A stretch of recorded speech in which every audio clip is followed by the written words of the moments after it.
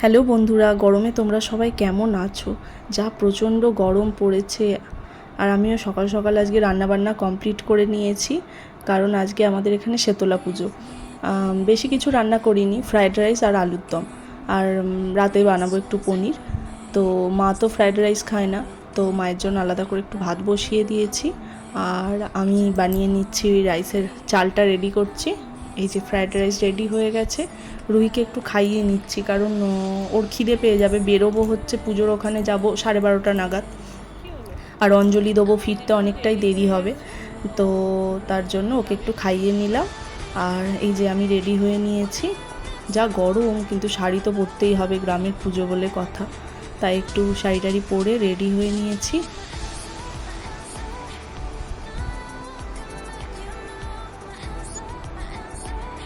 এই যে রেডি হয়ে নিয়েছি।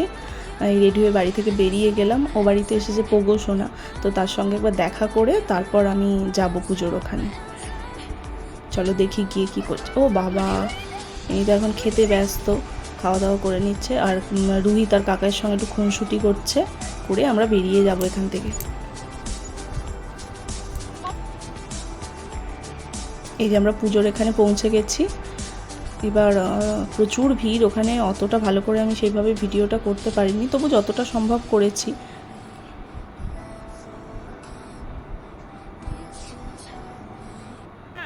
এই যে আমাদের মা শেতলা, আরও সমস্ত ঠাকুর এখানে আছে।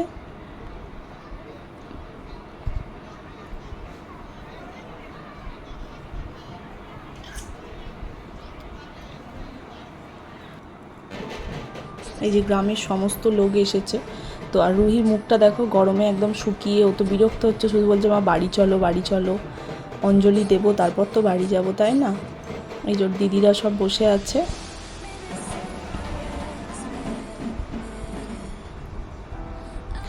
আর এখানে হচ্ছে রাতে হবে কালী পুজো।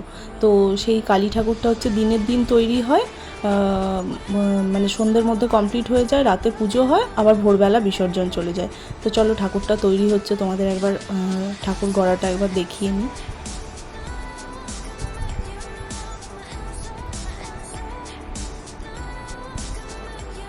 এই যে মা কালীর মূর্তিতে এখন রং করা চলছে।